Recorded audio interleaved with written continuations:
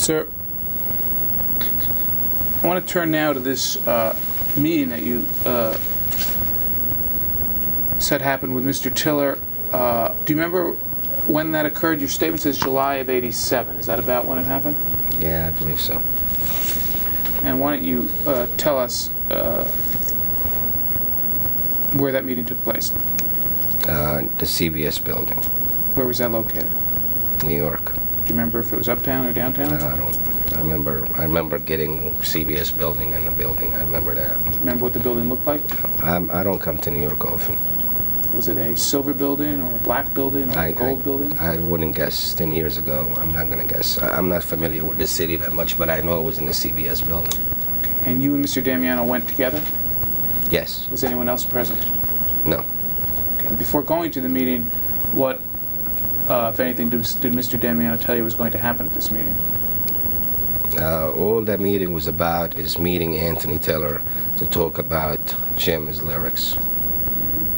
Well, sir, you testified earlier that you were going to meet with Mr. Tiller because you didn't believe Mr. Damiano and you wouldn't invest $10,000 without having more information. Is that correct? Yes, I wanted to hear from somebody in that company that Jim's lyrics are being given to somebody important like Bob Dylan.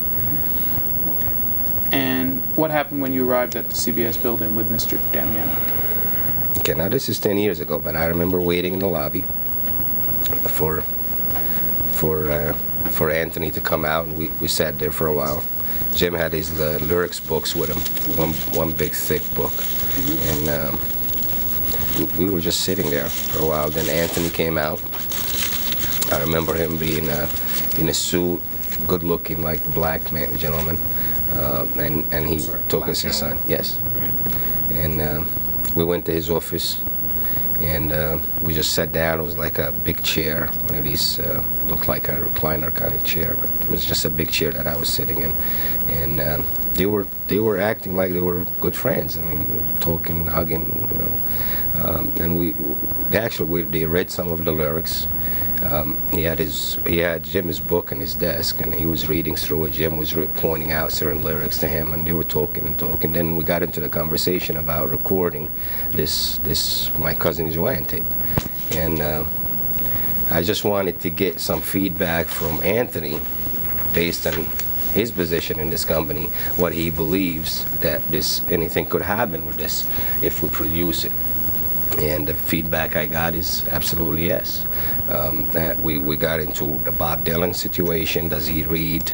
Is he getting James Damiano's lyrics? And I remember the answer, yes.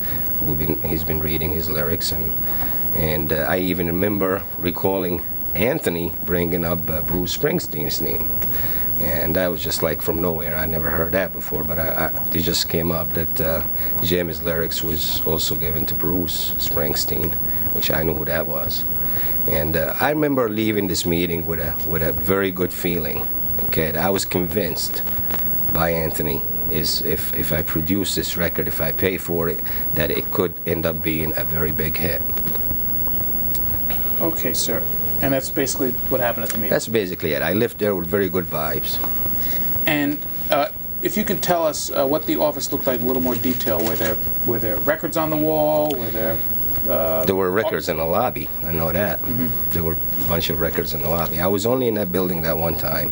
Again, this is 10 years ago, and you know, I'm trying to recall everything here, which is very hard to do now. But I remember the office being a mess. I remember that.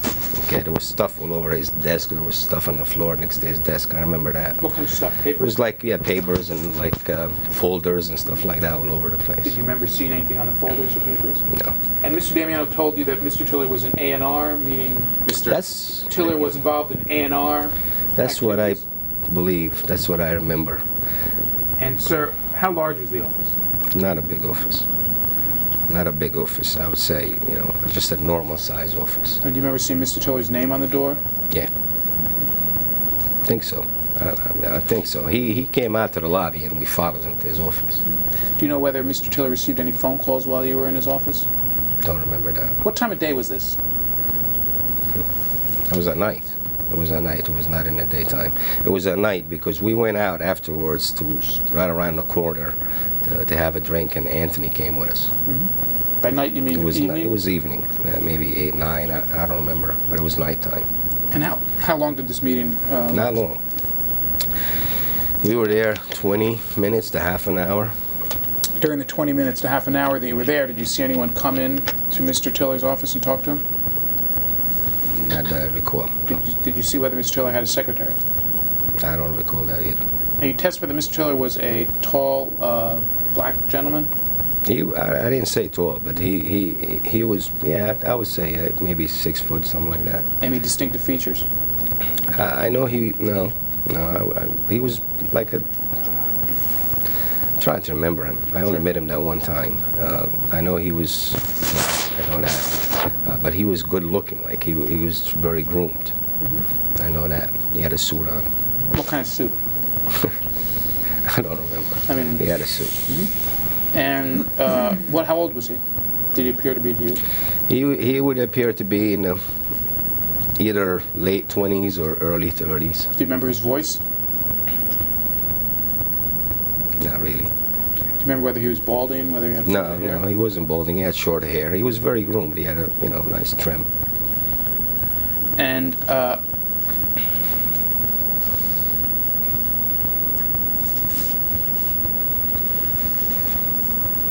you testified that during this meeting, Mr. Tiller told you that Bob Dylan had been reading Mr. Damiano's lyrics? Yes.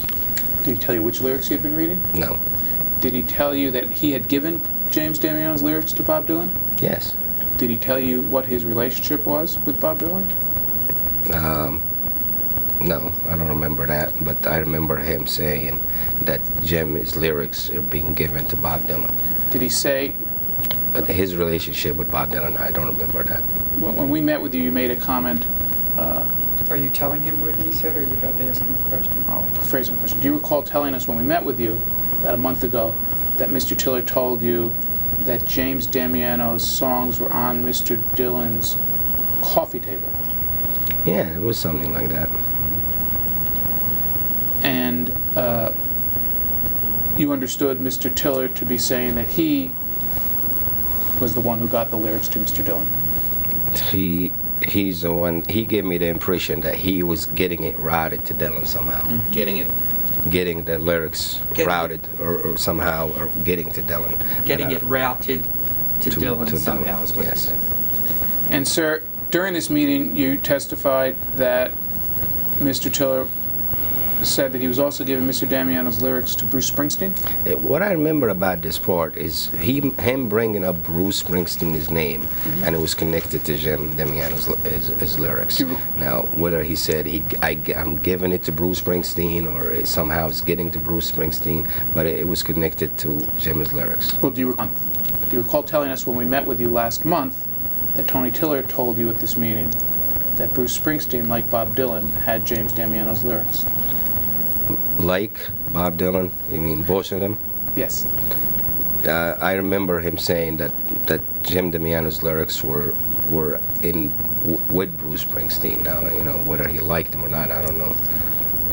But he brought that up. Okay, and that came from nowhere because I never even heard Bruce Springsteen, not even from Jim. I never heard that name before. Did Mr. Tiller tell you that Bob Dylan liked Mr. Damiano's lyrics?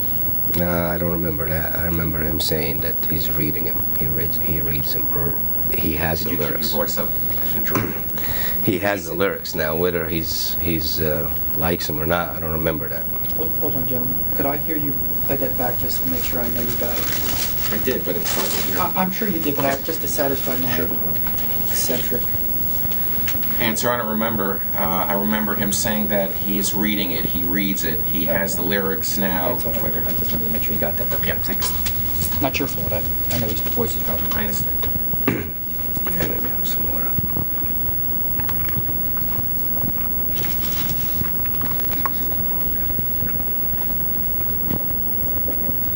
Are we on the record? Are we on? I just wanted something to go back. During this meeting, was there any discussion about money?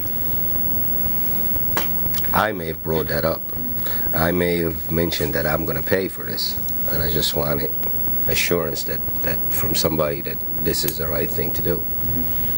And at this time, you understood that Mr. Tiller was a big shot executive at the record company. That's what I recall. That's what you understood based on what Mr. Damiano told you. Based on what Jim told me and based on the impression I received from Anthony Tiller. Did Mr. Tiller tell you that any other rock superstar was reading Mr. Damiano's lyrics in 1987? The only part I remember is Anthony bringing up Bruce Springsteen's name, which that's all. Now, it was connected to Jim's lyrics somehow. I don't recall the exact words.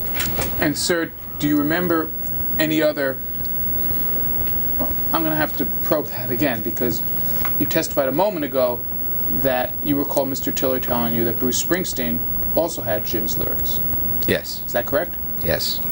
Sir, is there anything else that you can recall with specificity that was said at this meeting?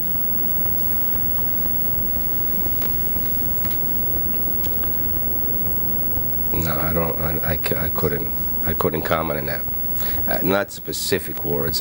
Beside that, the impression that I got after this meeting is I was convinced that Jim, his lyrics, and whatever tape that we produce will end up in Bob Dylan's hands. I was convinced of that. That's the only thing I can tell you about that meeting. Is there anything generally that you remember that was said at this meeting that you haven't already testified to today? No.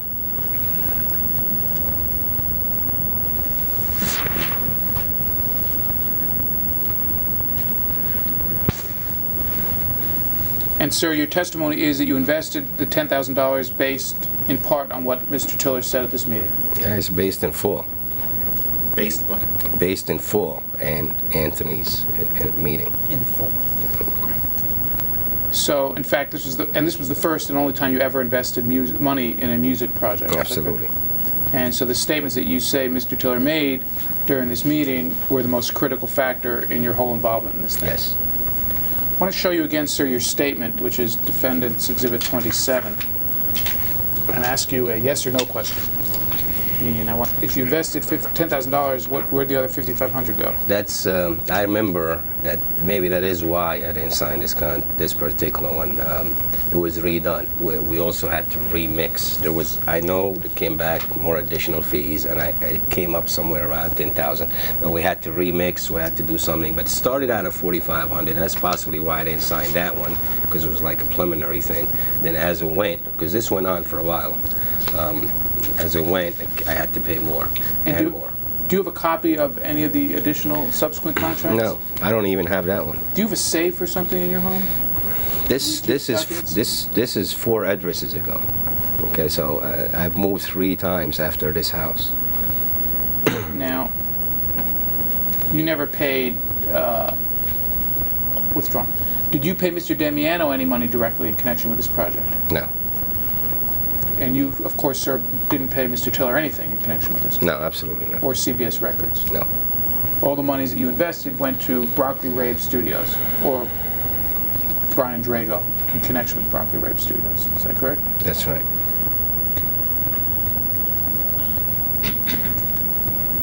Well, let me add something to that. Sure. At the time, we had to record. Jim was in financial strain, and I did help him out. Strain. Okay, he was short of money, and he was putting a lot of time into this. And I remember helping him out, giving him some cash here and there, while we were recording. But that was not much at all. It was a few $100s, here and there. But and that was it. And sir, did you participate in the recording sessions? I went maybe twice. Do you recall what songs he recorded? You testified earlier, and I took some notes, hopefully I still have it, that there were 8 songs on the tape, and 1 song had no lyrics. One song, the one which is My Cousin Joanne, that had no lyrics, but there was, I'm approximating, which is about 8 songs on the tape. That I still have. If I go through my tapes, I had few of them. I remember I Have a Pain in My Heart, because I used to really like that song. I used to love that. I used to listen to it every day. Pain in My Heart. I don't remember the rest of it. My Cousin Joanne, Pain in My Heart. That was a good song that I used to like myself. But there was about 8 songs. Okay. And you know you have that somewhere in your house? Yeah, that I'll find those. Do you recall the names of any other songs? You mentioned Pain in My Heart, My Cousin Joanne, that were recorded during that 1987 session. It's been a long time. I really don't. I haven't listened to it in a few years, but no. And you were physically present at the recording session several times? Yeah, I would approximate 2 times that I was there, you know, looking through the glass, watching them record. But I wasn't there all the time. Just twice I stopped in. Sir, This is the video operator. We are back on the record time. It's 12:59 p.m. you testified, sir, that you have a bunch of tapes of Mr. Damiano's recorded music at your home. Is that correct? Yes. And sir, are the tapes that you have, which you're going to send us, which we're going to copy and then return to you, all of the tapes which Mr. Damiano recorded that you produced in 1987? It's only one tape that I have copies of, but it's one tape, yes. In other words, that tape will give us all of the songs that you produced at Broccoli Rave in 1987? Yes. So that there's no need for me today to go over all of the songs individually, because the tape you're going to produce is going to be what the tape is. Exactly. And that tape is what was recorded at Broccoli Rave in 1987. Yes. And you said there are about 8 songs, is that correct? That's what I believe, yes. And